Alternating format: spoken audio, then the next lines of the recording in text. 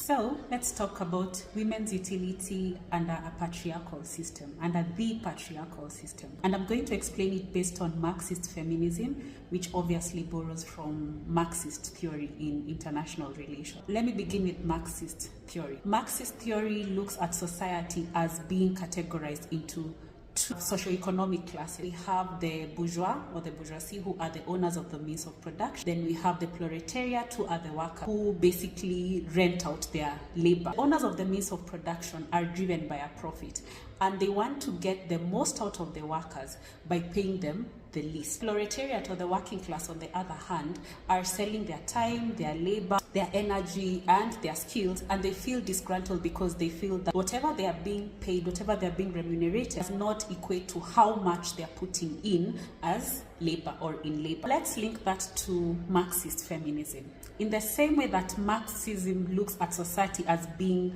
comprised of two classes, Marxist feminism looks at society as being comprised of two classes, but here it is gender-based. The men are the owners of the means of production under patriarchal system, and the women are the proletariat. They are the working class. Men under patriarchal system are trying to get the most with the least. The working class, on the other hand, which is the women, occupy the lower social economic class. We are looked at in terms of our utility. Our value is based on the four utilities that I've mentioned before. The utility as a sexual receptacle for the man, our utility to bear children and raise them, utility for physical labor, and our utility for emotional labor. Similar to Marxism, where at some point, because of the class struggles that exist between, over time what has happened is that women have started owning their power. Women have started forming their own systems and societies that take them out of that utility-based system. In as much as we may not necessarily be in a matriarchal system currently,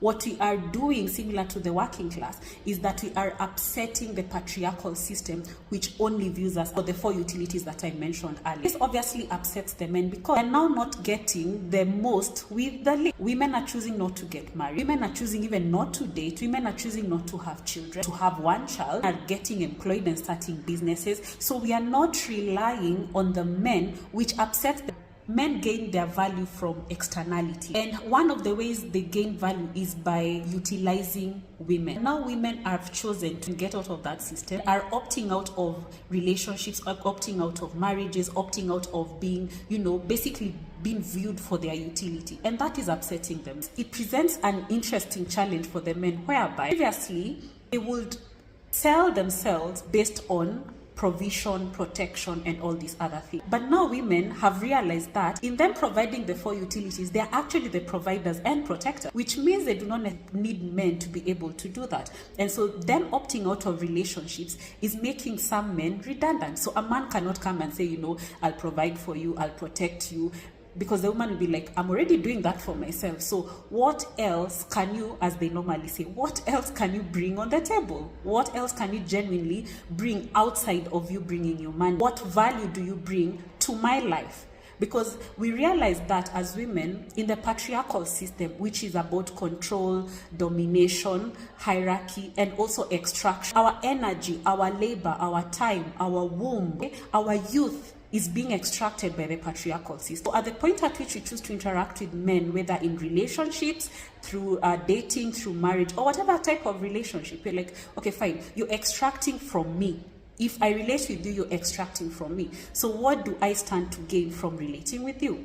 And don't say, you'll provide for me, because I'm already providing for myself. So what value are you adding to my life that then the extraction you get out of me is worth it? So we are upsetting the system, which I love for us. I love this for us as women. Something else Karl Marx mentions is that religion is the opium of the masses. Now, opium is a drug that can be used both as a painkiller, but it is very highly addictive and it gets somebody high. Think about it. Religion has been massively sold to women as the opium.